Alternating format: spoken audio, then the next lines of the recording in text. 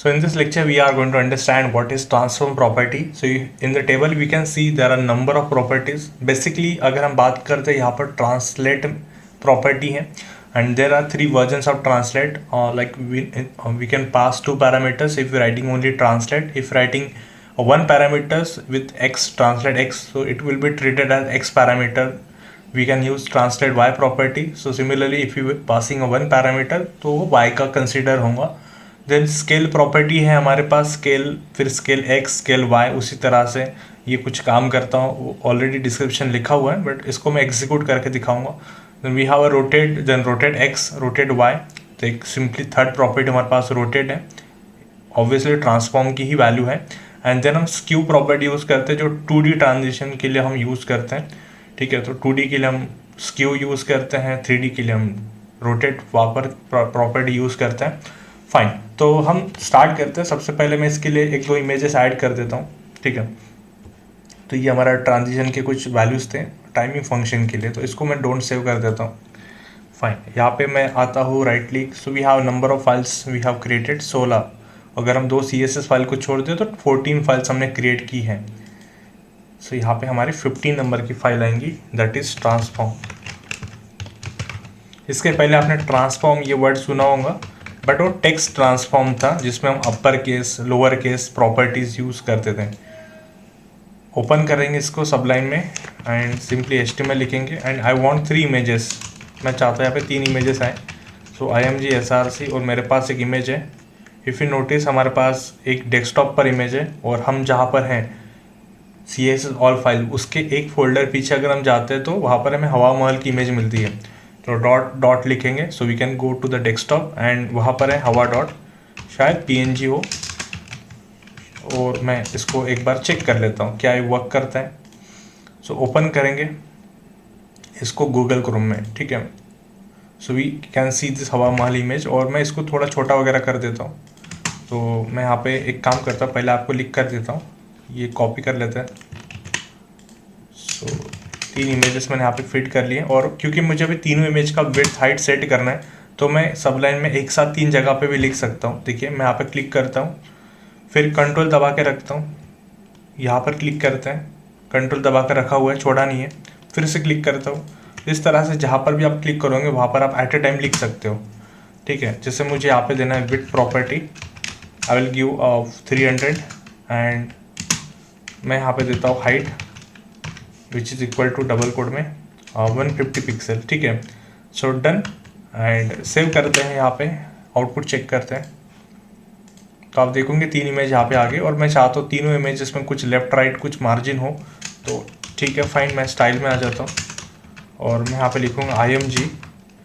आप क्या करो, आप मार्जिन लेफ्ट वगैरह सबके बीच में यूज़ कर लो. ठीक है, सो मार्जिन लेफ्ट मैं यहाँ पे लिखूँगी. देखिए मार्जिन लेफ्ट से काम होता है कि नहीं होता है, मुझे पता नहीं होता है, बट मैं स्टिल आपको दिखा रहा हूँ. मार्जिन लेफ्ट मैंने लिखा है, फिर स्टाइल को क्लोज कर दिया.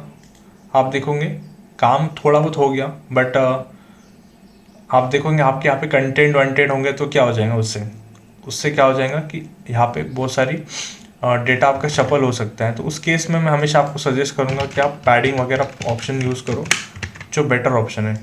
ठीक है, आप देखोगे आउटपुट सेम है एंड इवन आपके जो कंटेंट यहाँ पे होंगे वो डिस्टर्ब नहीं होंगे. डन. पैडिंग थोड़ा सा मैं और थोड़ा स्लाइड बढ़ा देता हूँ, 60 कर लेता हूँ. चलो डन. अब थोड़ा मैं ये डेटा को भी नीचे लेके आता हूँ, तो उसके लिए मैं पैडिंग टॉप यूज़ कर सकता हूँ. पैडिंग टॉप, क्योंकि मुझे थोड़ा नीचे लेके आना है. सो अगेन मैं यहाँ पर 100 पिक्सल दे देता हूँ. ठीक है, ताकि मुझे जो आउटपुट आपको दिखाना है उसके लिए मुझे इमेज को प्रॉपरली विजिबल करवाना है आपके लिए, अदरवाइज कोई ज़रूरत नहीं थी. डन. अब मैं क्या करना चाहता हूँ, जैसे ही मैं इमेज पे होवर करूँगा मैं चाहता हूँ कुछ मूवमेंट यहाँ पे हो. ठीक है, बट बिफोर मूवमेंट या बिफोर होवर अंडरस्टैंडिंग मैं यहाँ पे डायरेक्ट आपको ट्रांसफॉर्म प्रॉपर्टी लगा कर दिखाता हूँ. जैसे हमने पहले देखा था ट्रांसलेट प्रॉपर्टी, और ट्रांसलेट में वैसे तो हमारे पास 3 4 ऑप्शन है, बट हमें पहले समझना है कि ट्रांसलेट एक्स से क्या होता है. जैसे यहाँ पे मैं देता हूँ 100 पिक्सल, और आप देखिएगा मैंने IMG सब पे लगाया है, और इसीलिए ये समझेगा नहीं इतना प्रॉपरली. तो मैं क्या करता हूँ ना, मैं पहले इमेज के लिए ये समझाता हूँ. IMG1 के लिए, और उसके लिए मुझे यहाँ पर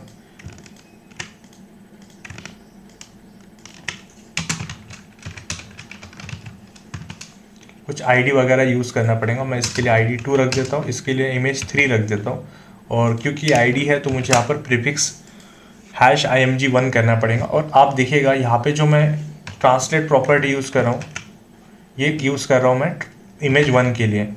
सेव करते हैं। आप देखिएगा जो आपकी फर्स्ट इमेज है, अगर आप नोटिस कर रहे हो, अगर नहीं दिख रहा आपको तो मैं बॉर्डर लगा के दे देता हूँ 5 पिक्सल सॉलिड रेड, ठीक है, 5 पिक्सल सॉलिड रेड। तो अब आपको यहाँ पे एक चीज़ नोटिस आप कर रहे होंगे कि जो आपका फर्स्ट इमेज है वो कहाँ पे चले गया, इनसाइड द सेकंड इमेज चले गया, सेकंड इमेज के एरिया में चले गया। ठीक है, उससे कोई मुझे प्रॉब्लम नहीं था, बट मुझे ये समझाना है कि ट्रांसलेट कैसे काम कर रहा है आपका। अगर आपको थोड़ा शफल करना है टूवर्ड्स द एक्स एक्सिस, और ये काम अगर आपको याद है हमारा लेफ्ट प्रॉपर्टी भी काम कर रहा था, लेफ्ट वाला प्रॉपर्टी इंडिपेंडेंटली मूव करने के लिए हम लेफ्ट प्रॉपर्टी को यूज़ करते थे।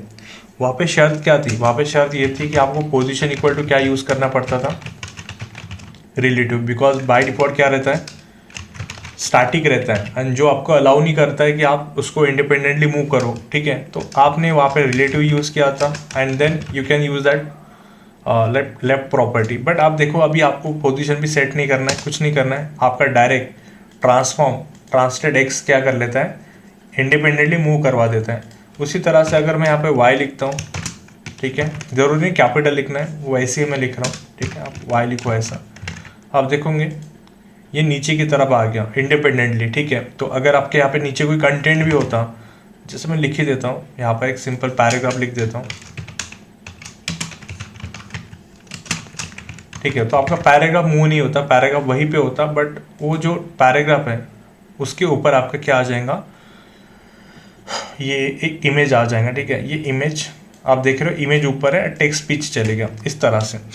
फाइन, तो इस तरह से आपका ट्रांसलेट काम करता है। और अगर आपको लगता है कि दोनों प्रॉपर्टीज मुझे एक साथ यूज़ करनी है, like 100 X axis 100 Y axis, तो यहाँ पर मैं ट्रांसलेट यूज़ कर सकता हूँ।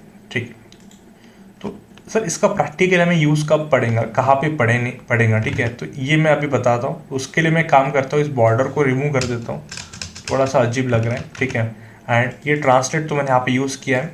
मैं यहाँ पर कुछ प्रॉपर्टी लिखता हूँ, देखिए क्या करने वाला हूँ। मैं यहाँ पर अप्लाई करूँगा ट्रांजिशन। जैसे मैं हमेशा मानता हूँ कि जो ट्रांसफॉर्म प्रॉपर्टी हो ट्रांजिशन के साथ ही ज़्यादा यूज़फुल है। ठीक है, आप ट्रांजिशन प्रॉपर्टी लगा सकते हो, और यहाँ पे मैं कहूँगा कि मुझे जो ट्रांजिशन लगाना है कौन से प्रॉपर्टी पे लगाना है, इस ट्रांसफॉर्म पे लगाना है। And as we know that हम जब ट्रांजिशन यूज़ करते हैं सो हम होवर प्रॉपर्टी भी यूज़ करते ही हैं। सो IMG1 पे जब मैं होवर करूँगा तो ये जो ट्रांसफॉर्म प्रॉपर्टी है ये हटा देते हैं, यहाँ से हटाकर हम यहाँ पे लगा देते हैं होवर के अंदर। ठीक है, तो अब थोड़ा सा अंडरस्टैंड करने की कोशिश करो कि ट्रांजिशन प्रॉपर्टी हमने किस प्रॉपर्टी पे अप्लाई की है, ट्रांसफॉर्म पे, और ये ट्रांसफॉर्म हमने कहाँ पे लिखा है, होवर में।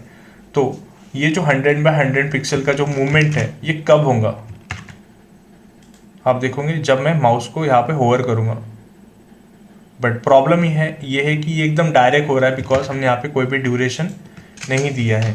सो yes, we can use a duration property, transition happen duration, यहाँ पे मैं देता हूँ जैसे 2 सेकेंड का। ठीक है, तो आप देखोगे ये जो ड्यूरेशन, ये जो वी कैन से एक्शन होगा ये 2 सेकेंड के बाद होगा। ये थोड़ा सा अच्छा लग रहा है, या प्रैक्टिकली हम लग रहा है कि हम इसको यूज़ कर सकते हैं।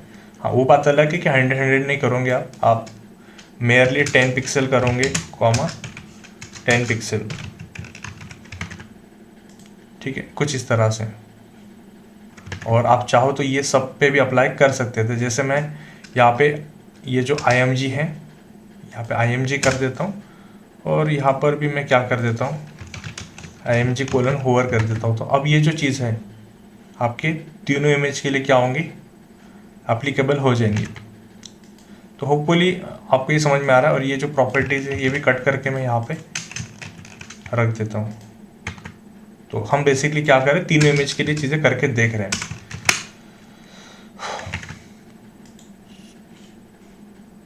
ठीक है, अब उसी तरह से अगर हमें ट्रांसलेट समझ में आ गया, मतलब ये क्या करता है आपका X Y और ऑब्जेक्ट को मूव करवाता है बस, बाकी तो कुछ नहीं है। अब नेक्स्ट है जो बहुत बड़ी काम की प्रॉपर्टी है, that is rotate property.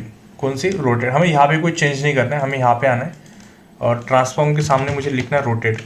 Now you might be wondering कि रोटेट के अंदर हम कौन सा ये लिखेंगे, सिंटैक्स कैसे होगा, क्या होगा। तो आप रोटेट लिखिए और आप टैब बटन दबा दीजिए। ये बड़ा इंपॉर्टेंट है बिकॉज इसका जो सिंटैक्स है उसमें डिग्री लिखना है आपको, ना कि पिक्सल या फिर परसेंट। वो काम नहीं करेगा, आपको DG लिखना पड़ेगा या फिर 45 लिखा हुआ है। आप चेक करिएगा क्या करेगा ये। जैसे माउस होवर करूँगा ये 45 डिग्री से आपका रोटेट होगा। और थोड़ा मैं टाइम कम कर देता हूँ, ठीक है, 1 सेकेंड कर लेता हूँ। तो आप देखोगे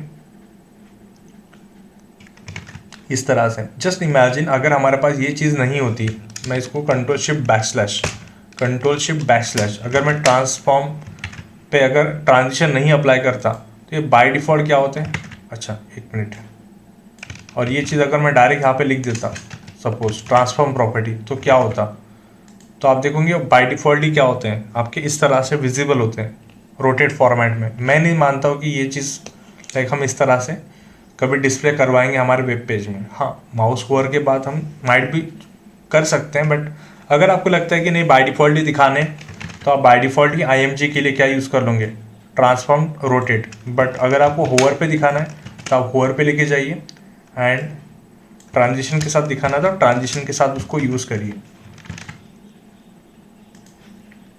अब देखिए, और आप इसको 45 के जगह पे आपको 360 to 0 डिग्री आप जो लिखना चाहो आप लिख सकते हो। मैंने 360 लिख दिया तो पूरा सर्कल होगा,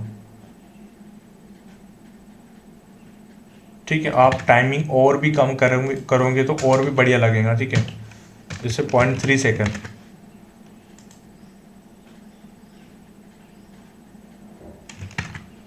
कुछ इस तरह से, ठीक है, फाइन। तो मुझे लगता है कि रोटेट भी क्लियर हो चुका है। आप डायरेक्ट लिख दो इसके अंदर, मतलब बाय डिफ़ॉल्ट ही रोटेट होगा, मतलब बाय डिफ़ॉल्ट ही वो रोटेट फॉर्मेट में दिखेगा। या फिर आप होवर के साथ दिखाओ, अभी ऑब्वियसली होवर के साथ दिखाओगे तो फिर वो एक फ्रैक्शन ऑफ सेकंड में आ जाता है जैसे हमने देखा है। तो नहीं, फ्रैक्शन में नहीं चाहिए, थोड़ा सा एक स्मूथनेस के साथ चाहिए। तो जब भी स्मूथनेस की बात होती है, कुछ टाइमिंग की बात होती है, तो always we use transition property there, ठीक है। Now the next property is scale property, जो मैं ज़्यादा यूज़ करता हूँ, स्केल प्रॉपर्टी, ठीक है। अब स्केल जब मैं लिखूँगा यहाँ पे देखिएगा, फिर से मैं टैब बटन दबाता हूँ, ठीक है। तो ये मुझे सजेशन दे रहा है 1.0। इससे ये पता चलता है कि ये जो लेता है 0 से लेके 1 तक लेता है।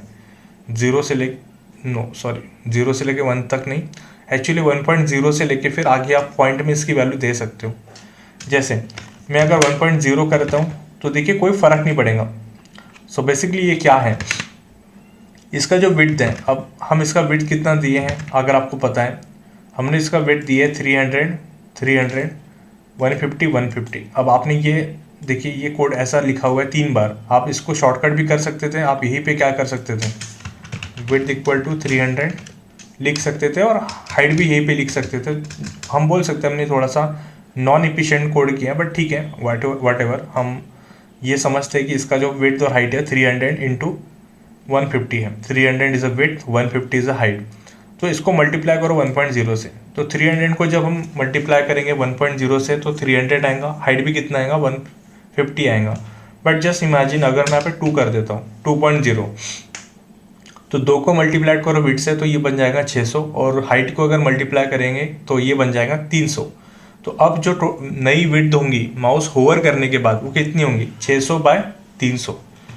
इस 2 को मल्टीप्लाई किया 300 के साथ, इस 2 को मल्टीप्लाई किया 150 के साथ। सेव करते हैं। अच्छा, विड्थ और हाइट नहीं होता तो इमेज, जो भी ओरिजिनल इमेज की जो विड्थ और हाइट होंगी उसके साथ ये पैरामीटर मल्टीप्लाइड होंगे। मतलब मान के चलो इमेज का ओरिजिनल विड्थ है 1000 और ओरिजिनल हाइट है 500, तो क्या होगा, 1000 गुनेला 2, 2000 विड्थ बन जाएंगी, और 500 मल्टीप्लाइड बाय 2, 1000 उसकी नई हाइट बन जाएंगी। एज सिंपल एज दैट, ठीक है। सिंपल कर रिफ्रेश करते हैं। अब देखिएगा माउस होवर करने के बाद ये ऐसा क्या हो गया, तो ये जो है विड्थ ये बन गई टोटल अभी 600, और जो हाइट बन गई वो बन गई आपकी 300। बट इतना नहीं चाहिए सर हमें, तो इसीलिए मैं हमेशा आपको रिकमेंड करूँगा कि आप 1.1 या फिर 1.2 इस तरह के वैल्यूज़ आप यूज़ करो। मैं 1.2 ज़्यादा यूज़ करता हूँ, जो हमें एक जूम टाइप का एक इफेक्ट मिलता है।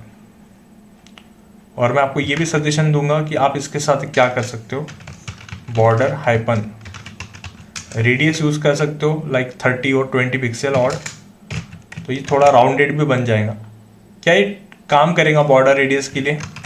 मतलब जो स्मूथनेस की बात हो रही है, बॉर्डर रेडियस तो हो जाएगा, कोई प्रॉब्लम नहीं है। क्या वो स्मूथनेस के साथ आएगा? नहीं। क्यों नहीं आएगा? बिकॉज यहाँ पे अपने सिर्फ ट्रांसफॉर्म लगाए हैं। कॉमा दे दीजिए आप यहाँ पर, आप बॉर्डर हाइपन रेडियस दे दीजिए, और आप देखोगे कि जो बॉर्डर रेडियस है वो भी थोड़ा स्मूथनेस के साथ आएगा।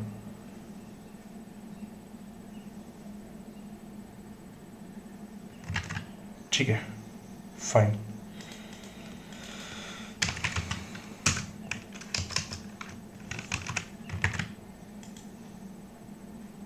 तो एक्चुअली वो दिख नहीं रहा था जो हमारा राउंडेड था, बिकॉज ये पैडिंग हमने यूज़ की है, दैट्स वाई। तो ये जो पैडिंग है इसको मैं चेंज कर देता हूँ थोड़ी देर के लिए मार्जिन के साथ। तो अब हमें चारों साइड से क्या दिखेगा, बॉर्डर रेडियस विजिबल होगा। फाइन, इस तरह से। तो आई होप आपको ये स्केल भी समझ में आएगा। अब जो मैं ज़्यादा यूज़ नहीं करता हूँ दैट इज़ स्क्यू प्रॉपर्टी। तो स्क्यू प्रॉपर्टी क्या होती है वो देख लेते हैं। ये बेसिकली 2D ट्रांसफॉर्म के लिए होता है। स्क्यू का स्पेलिंग क्या है? हाँ ये है, ठीक है। स्क्यू लिखेंगे और एक्स लिखेंगे तो देखो आप फिर से डिग्री में देना है आपको, तो 10 डिग्री है।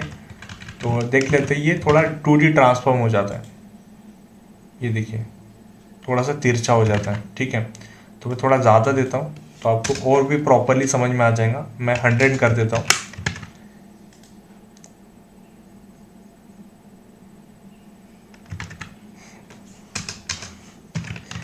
थोड़ा सा अजीब है, ठीक है। ये इस तरह से, तो ये 2D ट्रांसफॉर्म यहाँ पे हो रहा है, ठीक है। इसी तरह से अगर मैं यहाँ पे Y यूज़ करता हूँ, ठीक है, ये इस तरह से होता है। और अगर मुझे दोनों डायरेक्शन से चाहिए तो मैं यहाँ पे 2 पैरामीटर लिख दूंगा। तो पहला जो पैरामीटर होगा वो x का होगा, दूसरा जो होगा वो y का होगा। एक्चुअली ये इसीलिए इस तरह से हो रहा है क्योंकि बहुत माइन्यूट सी जगह है जहाँ पे मैं माउस रख सकता हूँ, और वो जल्दी से डिटेक्ट कर देता है। अगर मैं थोड़ा भी बाहर निकल जाता हूँ वो जल्दी डिटेक्ट कर लेता है कि मैं बाहर निकल चुका, इसीलिए वो इस तरह से, ठीक है, कर रहा है, ठीक है, फाइन। तो ये मुझे नहीं लगता कि प्रैक्टिकल ज़्यादा लाइक इम्प्लीमेंटेबल है स्क्यू को, बट जो मैंने ज़्यादा हमने यूज़ किया है वो स्केल है, रोटेट है, एंड देन ट्रांसलेट प्रॉपर्टी है। ट्रांसलेट भी बहुत कम है, रोटेट और स्केल को मैं मानता हूँ कि बहुत ज़्यादा हम यूज़ कर सकते हैं। एंड आई होप आपको ट्रांसफॉर्म प्रॉपर्टी समझिए और आपको ये भी समझ में आ गया कि ट्रांसफॉर्म का असली जो ये है लाइक जॉय है यूज़ करने का, वो ट्रांजिशन के साथ ही है। ट्रांजिशन यूज़ करेंगे तो ही फिर ट्रांसफॉर्म लगाने का मतलब है। तो ट्रांजिशन मैंने ऑलरेडी सब बता दिया था कि कैसे यूज़ करना है, कोई बड़ी बात नहीं उसमें, ठीक है। और ट्रांजिशन हम नॉर्मली पैरेंट में लगाते हैं, और जो भी हम प्रॉपर्टीज़ लगाते हैं यहाँ पर वो हम अप्लाई करते हैं, मतलब इन प्रॉपर्टीज़ का हम यूज़ करते हैं होवर के साथ, ताकि उन पे हमें स्मूथनेस दिखे after some particular time interval. So in the next lecture we will going to understand animation property.